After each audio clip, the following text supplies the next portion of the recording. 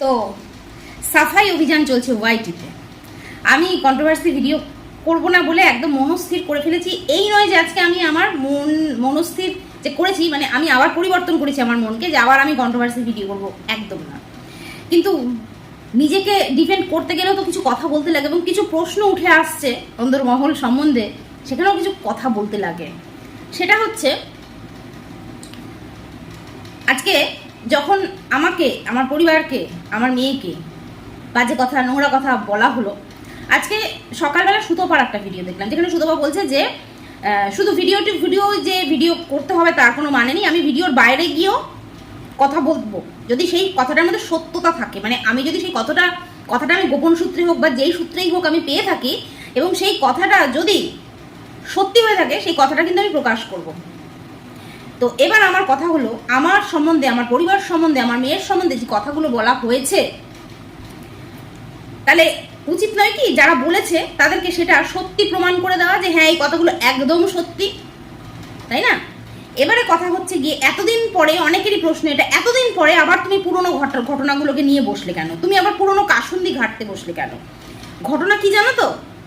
কষ্টটা আমার, যন্ত্রণাটা আমার। যন্ত্রণা না যে দেয়, কষ্ট যে দেয়, সে হয়তো ভুলে যায়। তোমাদের কথা তুমি ছেড়ে দিলাম, আমি কিছু ভিউয়ার্সদের উদ্দেশ্যে বলছি, কিছু, সববার নয়, কিছু ভিউয়ার্সরা কিন্তু আজও মনে রেখেছে আমার সাথে কি হয়েছিল, এবং তারা কিন্তু সেটা নিয়ে মুখ খুলেছে, প্রতিবাদ চেয়েছে এবং বলেছে হ্যাঁ কাকুলি, তুমিও কিন্তু তোমার বিরুদ্ধে যা যা হয়েছে তার জন্য তুমি চাইতেই পারো জাস্টিস। কিন্তু যারা আমাকে পছন্দ করেন না, তারা অনেকেই বলেছেন তুমি পুরনো কাসন্দি কেন ঘাটছো, তুমি পুরনো কথা কেন তুলে এনেছো? আরে ভাই, কষ্ট তো আমার লেগেছে, যন্ত্রণা তো সেদিন আমার হয়েছিল, রাতের পর রাত ঘুমাইনি তো আমি, তোমরা কি বুঝবে সেই যন্ত্রণা? তো আজকে সেই যন্ত্রণা, সেই কষ্টের কথা তো আমি বলতেই পারি। আমি তো মুখ বন্ধ করেই নিয়েছিলাম, চলেও গিয়েছিলাম এখানে মুখে আঙ্গুল দিয়ে, কারণ আমি জানি আমি যদি সেখানে কথা বলতে আসি, গীতাদি তুমি বলেছো কালকের একটা লাইভে, রিম্পার লাইভে আমি গিয়েছিলাম, আমি নাম নিতে পারি এদেরকে, যেমন রিম্পা, দীপ্তিদি, গীতাদি, সুতপা, আমি এই কিছু মানুষের নাম আমি নির্দ্বিধায় নিতে পারি। আরও কিছু মানুষ আছে যাদের নাম আমি নির্দ্বিধায় নিতে পারি, কারণ আমি জানি যে এই মানুষগুলো যেরকমই হোক তাদের মধ্যে এইটুখানি হলেও আমার জন্য জায়গা আছে, কারণ আমরা অনেক পুরনো ক্রিয়েটার এবং আমাদের মধ্যে একসময় একটা আন্তরিক সম্পর্ক ছিল। আমি অবশ্য সেই আন্তরিক জায়গা থেকে কাউকেই সরিয়ে দিইনি। যাই হোক, এসব কথা এক্সট্রা হয়ে যাচ্ছে যেটা বলছিলাম। তো গীতাদি তুমি বলছিলে যে সেই দিনকে তুমি কেন পালিয়ে গেলে, সেদিনকে কেন তুমি রুখে দাঁড়ালে না? আশা করি তুমি জানো সেই দিনকে কীরকম নোংরা নোংরা ভাষা বলা হচ্ছিল। অবশ্যই সববার তো সাহসটা সমান থাকে না। আজকে তোমার যে সাহসটা আছে, তুমি যে মোকাবিলাটা করতে পেরেছিলে, আমি পারিনি। সবাই সমান হয় না। তার মানে কি এই যে বিচার সবাই পাবে না? একমাত্র যারা শক্তিশালী, যারা লড়াই করতে জানে তারাই বিচার পাবে, আর যারা পারে না, যারা সব কিছু নিজে কেড়ে নিতে জানে না, তাদের তো একমাত্র ভরসা হচ্ছে এই সমাজের সেবা করা মানুষেরা এবং আইন। তো আমি তো মুখ বন্ধ করেছিলাম। আজকে যখন দেখলাম যে এখানে কিছু সাফাই অভিযান চলছে, এখানে ন্যায় অন্যায়ের বিচার করা হচ্ছে, বিচার দেওয়া হচ্ছে, তো আমিও সেইখানে গিয়েছিলাম একটু বিচারের আশায়। আমাকে অনেকে বারণ করেছিল যে তুমি কোথায় যাচ্ছ বিচার চাইতে, এখানে এক চোখামি হচ্ছে, এখানে কোনো বিচার হচ্ছে না। আমি বিশ্বাস করিনি। আমি ভেবেছিলাম না, ভুল, আমি নিশ্চয়ই বিচার পাবো, আমি যদি তাকে গিয়ে বলি সে নিশ্চয়ই বিচার করবে, কিন্তু আমার কথা তো কর্ণপাতই করা হলো না। আমি সেই লাইভে গিয়ে বহুবার আমাকে একজন ভিউয়ার্স একজন বলেছিলেন আমাকে, এই ওয়াইটির যে দিদি, তো বলেছিলেন এই দিদি অনেক পরিবর্তন করে ফেলেছে কাকুলি, তুমি যে ওয়াইটির যে পুরুষ চরিত্রটির কাছে গিয়ে যে তুমি জানতে চেয়েছিলে যে তুমি কি ক্ষতি করেছো যে তোমার মেয়েকে, তোমার পরিবারকে আক্রমণ করা হয়েছিল, তো সেই দিন আমাকে হাইড করে দিয়েছিল, তার লাইভ থেকে আমাকে হাইড করে দিয়েছিল, কারণ তার গুরুত্বপূর্ণ আলোচনায় আমি নাকি ব্যাঘাত সৃষ্টি করছিলাম। তো ওই ভিউয়ার্স আমাকে বলেছেন যে পুরুষ ক্রিয়েটার তুমি লাইভে তো তুমি গেছো কাকুলি, সেখানে তোমাকে হাইড করে দিয়েছে, তোমার প্রশ্নের উত্তর দেয়নি, কিন্তু তুমি এই দিদির লাইভে গিয়ে তাকে তুমি সরাসরি প্রশ্ন করো, দেখবে এই দিদির নিজেকে কতটা চেঞ্জ করে নিয়েছে এবং তোমার সব প্রশ্নের উত্তর দেবে। তুমি সেদিন ডিফারেন্সটা বুঝতে পারবে। বিশ্বাস করো, আমি সেই ডিফারেন্সটা বুঝতেই সেইখানে গিয়েছিলাম এবং আশা করেছিলাম যে হয়তো সত্যি সেই ভিউয়ার্সের কথা সত্যি হবে, আমি তার মধ্যে কিছু ডিফারেন্স দেখতে পারবো, কিন্তু না, আমি সম্পূর্ণভাবে আশাহত হয়েছি, সম্পূর্ণভাবে আমার বিশ্বাস নষ্ট হয়েছে। এবং আমি জেনে গেছি সেই দিন যে উনি আগেও যেমন ছিলেন, আজও তেমনই আছেন, ভবিষ্যতেও তেমনই থাকবেন, কারণ এটা তো ধ্রুব সত্য, স্বভাব যায় না মরলে, স্বভাব কোনোদিনও মরলেও চলে যায় না। তো যাই হোক, এবার ওখানে অনেক প্রশ্ন করছে এবং বলেছে, প্রশ্ন না বলেছে ওখানে একজন, যে তুমি পুরোনো দিনে কি কি করেছো, তুমি ভুলে গেছো? আমি না একটু জানতে চাই যে আমি পুরোনো দিনে কি কি করেছি ঠিক। আর আমি যদি কিছু ভুল করে থাকি, যদি কিছু ভুল করে থাকি, এইভাবে ক্যামেরার সামনে এসে চোখে জল নিয়ে ক্ষমা চাইতে হয়েছে আমাকে, এরমভাবে হাত জোর করে। মনে আছে? আমার অপরাধগুলো যদি মনে থাকে তাহলে আমার ক্ষমা চাওয়াটাও তো মনে থাকা উচিত, যে আমি কিভাবে আমাকে ক্ষমা চাইতে হয়েছিল ক্যামেরার সামনে বসে, তাই না? আর ক্ষমা চাওয়াটা যতটা সাহসের পরিচয় আমি দিয়েছি ক্ষমা চেয়ে, ক্ষমা করে দেওয়াটাও তো তোমাদের ঠিক ততটাই উচিত ছিল। কিন্তু আজকে কি কেউ এভাবে ক্ষমা চেয়েছে কি কেউ এভাবে ক্ষমা চায়নি? কিন্তু পুরনো জিনিস ভুলে যাওয়া যায় না। অনেকে বলছো না পুরনো জিনিস ভুলে যাওয়া যায় না। কারণ যদি কেউ একটা খুন করে 5 বছর আগে একটা খুন করলো, করার পর 5 বছর পর সে বললো যে আমি সমস্ত খুনিদেরকে এই দুনিয়া থেকে পুরো সরিয়ে দেবো বলে কোনো একজন মাসিহাকে নিয়ে আসা হলো এবং বলল আমি এই সমাজে আর কোনো খুন হতে দেবো না, এবং বলা হলো সে যে খুন করেছে, সেই আগে 5 বছরের পুরনো খুনি যে খুন করেছে সেই খুনটাকে ক্ষমা করে দেওয়া হোক। সম্ভব কি সেটা? আইন কি বলে? আইনকে ক্ষমা করে দেয়? 5 বছর কেন, 10 বছর 20 বছর আগেও যদি কেউ খুন করে থাকে তার শাস্তিটা কিন্তু ফাঁসি হয় বা যাবজ্জীবন হয়। এটাই তো নিয়ম। কিন্তু নিয়মটা তো নিয়মের জায়গায় রইলো না। এই পুরুষ ক্রিয়েটারও আমার মেয়েকে, আমার পরিবারকে, আমাকে নিয়ে যথেষ্ট খারাপ কথা বলেছে, এবং এই নারী চরিত্রের দিদি যেও কিনা বলেছে।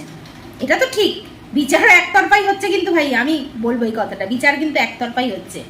এখানে না এই পুরুষ ক্রিয়েটারকে আমি আমার শত্রু মনে করি, না এই দিদি ক্রিয়েটারকে আমি আমার শত্রু মনে করি। আমি কাউকে শত্রু মনে করি না, কিন্তু এরা নিজেদের স্বার্থে আমাকে নিজেদের শত্রু বানিয়েছে। দোষটা আমার কিচ্ছু ছিল না, আমি কিচ্ছু করিনি যার জন্য আমাকে অত নোংরা কথা শুনতে হয়েছিল।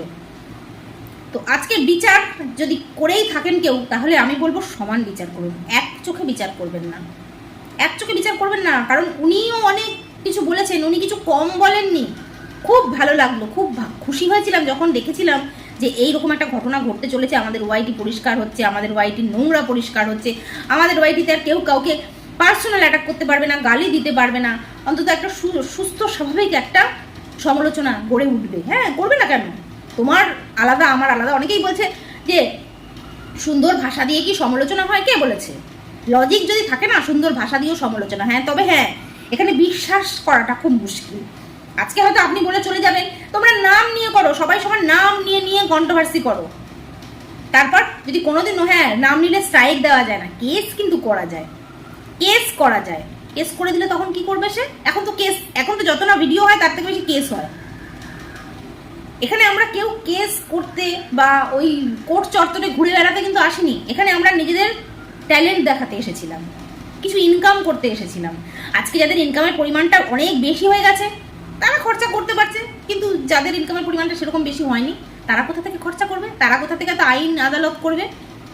আপনি আমাকে ওখানে একটা প্রশ্ন উত্তরে বলেছিলেন, আমি যখন বলেছিলাম তখন বলেছিলেন আপনি কি জিডি করেছেন? উনি আমার সহ ক্রিয়েটার, এই যে দিদি ক্রিয়েটার, মানে যার লাইভে এখন আপনি বসেন বিচার করতে, উনি আমার এমন কোনো শত্রু ছিলেন না যে ওনাকে আমার জিডি করতে লাগবে। কিন্তু আমি মুখ বন্ধ করে নিয়েছিলাম এবং আজকে চেয়েছিলাম যে আপনি হয়তো এটাকে একটু কর্ণপাত করে একটু জানতে চাইবেন ঘটনাটা যে কি হয়েছিল। আপনি যখন বিচার করতে এসেছেন আপনার কাছ থেকে আমার এইটুখানি প্রার্থনা ছিল দিদি ভাই, যে আপনি অন্তত ম্যাডাম, দিদি ভাই না, আপনি হয়তো আমার থেকে বয়সে ছোট হবেন, সব বয়সী হবেন, দিদি ভাই ডাকাটা ঠিক না, আমি ম্যাডাম বলি আপনাকে সম্বোধন করছি। এইটুখানি অন্তত আমি ভেবেছিলাম আপনি জানতে চাইবেন যে এই মহিলা এত কেন চিৎকার করছে, কি এমন হয়েছে জানি তো একবার। এবং এদের পাল্টা রূপ একজন ওয়ার্ল্ডের একজন, এখানে আমি ওরকম বলবো না এক মহিলা, ওই মহিলা, সেই মহিলা, সে একটা সময় আমাকে একদম দিদি বলে প্রাণ দিত, তারপর হঠাৎ করে আমি তার কিছু করিনি, সে নিজেই কিন্তু ভিডিওতে বলেছে আমার কিচ্ছু করেনি, তারপরেও কিন্তু আমি তার সাথে বাজে ব্যবহার করেছি, আমি তাকে বাজে কথা বলেছি, আমি তাকে জঘন্য কথা বলেছি, আমি জানি, এটাও আমি কোনোদিনও ভুলতে পারবো না। কিন্তু এই যে বললাম ক্ষমা, তারপরে আবার নিজেই ক্ষমা চাইলো যে না আমি বলে ভুল করেছি, আমার উচিত হয়নি, আমাকে বাধ্য করা হয়েছে। যে পুরুষ ক্রিয়েটার তার নামে বলা হলো যে সে আমাকে বাধ্য করেছে, তাকে আমি যখন বলেছি যে ওনার সাথে তো আমার কিছু হয়নি, তখন সে বলেছে আমাকে ভালোবাসেন না আপনি, আপনাকে এগুলো করতেই হবে, ওনার বিরুদ্ধে এগুলো বলতেই হবে। তখন ও সাথে সাথে রাজি হয়ে গেল আমার বিরুদ্ধে বলতে, কারণ তখন তার দাপট চলছিল ওয়াইটিতে, তখন তার হয়ে সে কথা বলা শুরু করে দিল। তারপরে আবার এখন দেখলো যে না, তো এগুলো বলে দিতে লাগবে, একে তো বলে আমি ঠিক করিনি। তখন বললো না কাকুলি দি, আমার এগুলো বলা তোমাকে একদম উচিত হয়নি, তুমি ঠিকই বলেছিলে, সেই দিন তোমার কথা আমার শোনা উচিত ছিল। তারপরে আমি আমার অপরাধ, আমার সাথে যেটা হয়েছে, আমি ন্যায় আমি চাইতে পারবো না। আমি ন্যায় চাওয়ার পরে আমি হয়ে গেলে কাকুলি দিক থেকে সোজা হয়ে গেলাম কি মহিলা, সোজা হয়ে গেলাম মহিলা, লাইভ হয়ে গেল ওই মহিলা এইখানে ওখানে গিয়ে মিথ্যা কথা বলেছি, কোন মিথ্যা কথাটা আমি বলেছি। তারপরে উনি হয়ে গেলেন এই যে দিদি, সেই দিদির এখন উনি ন্যায়টা হয়ে গেলেন। এবার এই দিদির জন্য উনি আবার আমাকে দিদির থেকে মহিলা বানিয়ে ফেললো, কারণ এখন দিদির রাজ চলছে। আবার যেদিন দিদির রাজ চলবে না, কারণ এই যে দুনিয়াটা না, এই দুনিয়াটা একই ঢালে চলে না, কোনোদিনও এর কোনোদিনও ওর।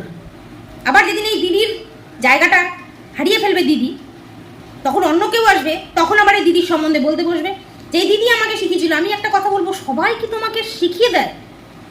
সবাই কি তোমাকে পরিচিত করে? তোমার কি সত্যি সত্যি এইখানে আকাল বলে কিচ্ছু নেই? তুমি সবার দ্বারা পরিচালিত হও? তাহলে তো খুব ডেঞ্জারাস, তোমাকে একটু সাবধানে থাকা উচিত, তোমার থেকে সাবধানে থাকা উচিত। কারণ তুমি যখন যার হয়ে বলো, কালকে আবার তাকে তুমি যে কোনো মুহূর্তে ফাঁসিয়ে দিতে পারো। তো যাই হোক, আমার এটাই বলার ছিল, আমি কন্ট্রোভার্সি করতে এখানে আসিনি। আর হ্যাঁ, যেটা আমার মেইন বলার ছিল, সেটা আপনারা ভিউয়ার্সরা, কিছু কিছু কিছু ভিউয়ার্স যারা আপনারা বলছেন না পুরোনো দিনের কথা ভুলে গেছো, পুরোনো জিনিস নিয়ে বসেছো, তুমি কি করেছো? এইরমভাবে হাত জোর করে কাঁদতে কাঁদতে ক্ষমা চেয়ে গেছি আমি, ক্ষমা চাওয়ানো হয়েছে আমাকে। আমার ভুল, আমার অপরাধ কি এই যে এই নারী চরিত্র, মানে নারী ক্রিয়েটার পুরুষ ক্রিয়েটারের থেকে খুব বেশি ছিল? আমার ভিডিও তো অনেকেই, মানে আমি নতুনদের কথা বলছি না, পুরনোদের কথা বলছি। আজকে 4 বছর ধরে আমি ওয়াইটিতে রয়েছি। হ্যাঁ, হয়তো আমি সেই জায়গায় পৌঁছতে পারিনি বা আমাকে পৌঁছতে দেওয়া হয়নি, যাই হোক না কেন, আমি এইরকমভাবে কি কাউকে পার্সোনাল অ্যাটাক করেছি? কারো পরিবারকে নিয়ে, কারো সন্তানকে নিয়ে করেছি কি? তারপরেও আমাকে এইভাবে হাত জোর করে ক্ষমা চাইতে হয়েছে। অন্য কেউ করে না, অন্য কেউ বিচার করতে বসে, অপরাধ করার পরে বিচার করতে বসে, তাকে বিচারের আসনে বসানো হয়, তাকে পরিষ্কার করতে দেওয়া হয়। আমি জানি, আমি এটা খুব ভালো করে জানি যে নোংরা বালতি দিয়েই কিন্তু অ্যাকচুয়ালি নোংরা পরিষ্কার করতে হয়। আমার মনে হয় সেটাই হচ্ছে, আমার মনে হয় অ্যাকচুয়ালি, কারণ নোংরা জায়গাতেই তো নোংরা রাখা হয়, আর নোংরা দিয়েই নোংরা পরিষ্কার করা হয়। মানে আমাদের বাড়িতে যখন আমরা নোংরা পরিষ্কার করি, তখন আমরা কিন্তু একটা পরিষ্কার বালতি নিই না সেই নোংরাটা পরিষ্কার করার জন্য। তখন কি করি, আমরা একটা নোংরা বালতি জোগাড় করি সেই নোংরাগুলোকে ফেলার জন্য। চলো বন্ধুরা, আমি এখানে কন্ট্রোভার্সি করতে আসিনি বা আসবো না, কিন্তু আমাকে নিয়ে প্রশ্ন কথা যখন অনেক উঠেছে, তখন সেই উত্তরটা দেওয়াও তো আমার জরুরি, তাই না? ভালো থেকো সকলে, সুস্থ থেকো, আর দেখতে থাকো কতটা অভিযান সফল হয়, মানে ময়লা পরিষ্কারের অভিযান।